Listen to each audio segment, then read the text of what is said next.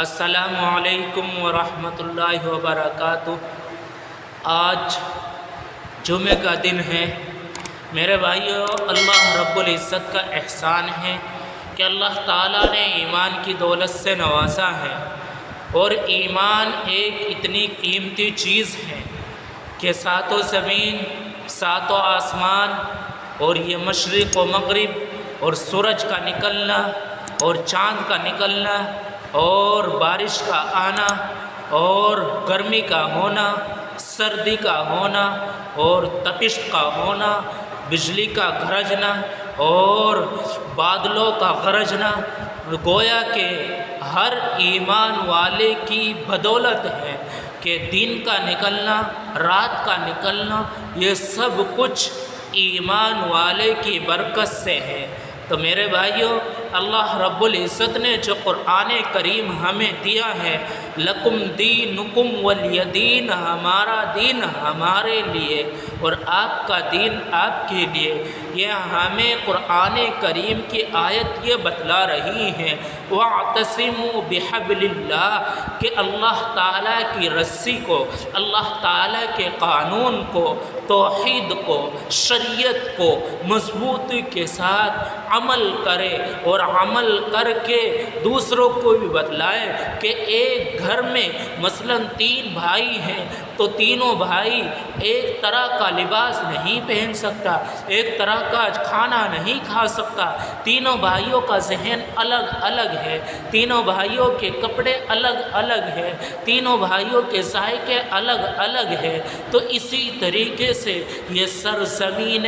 ہند، اس میں مختلف مذہب کے ماننے والے رہتے ہیں، اور مختلف مذہب کے ماننے والے، مختلف زبان کے بولنے والے اس سرزمین پر رہتے ہوئے اپنے مذہب کو مانتے ہوئے زندگی بسر کر رہے ہیں۔ یہی ہمارا فرمان ہے، یہی ہمارا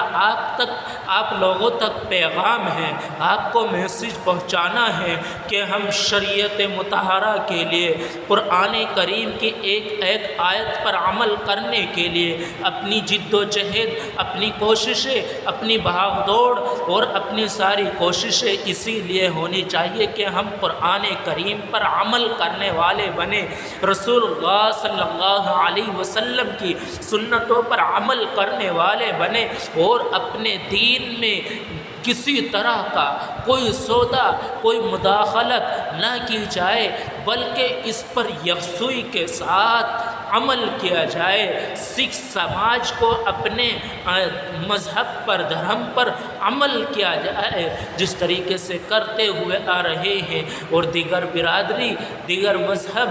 کے ماننے والے اپنے مذہب پر جس طریقے سے چلے ہوئے آ رہے ہیں، تو اسی طریقے سے ہم مسلمان کو بھی اس طریقے کی یہاں پر اس سرزمین پر، ہندوستان کی سرزمین پر آزادی کے ساتھ، حق کے ساتھ، یقین کے ساتھ، اطمینان کے ساتھ عبادت کرنے کا، اور مسجدوں میں آنے کا، نماز پڑھنے کا، قرآن کریم کا پڑھنے کا، قرآن کریم کو سکھانے کا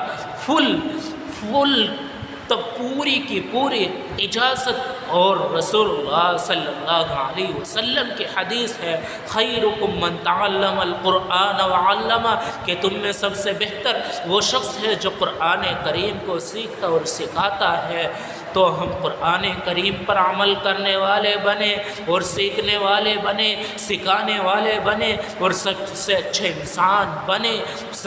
یہ رسول اللہ صلی اللہ علیہ وسلم کی حدیث ہے، اور قرآن کریم کی کو وَاعْتَصِمُوا بِحَبْلِ اللَّهِ، اس کو یکسوئی کے ساتھ، مضبوطی کے ساتھ پکڑے۔ یکساں سول کوڈ کے تحت ہم اپنی زندگی کو یہ بنائیں کہ ہم جس طریقے سے ہمارے بزرگ، ہمارے صحابہ اور پیارے حبیب صلی اللہ علیہ وسلم نے ہمیں اپنے مذہب کو سکھایا، تعلیم کو سکھایا، ہمارے اکابر نے ہمارے سینوں میں وہ تعلیم دی، تو اس مذہب کو ہم پہچانے اور بتلائے، اور اس پر بتلاتے ہوئے، عمل کرتے ہوئے اپنی زندگی بنائے اور عمل کرے۔ اللہ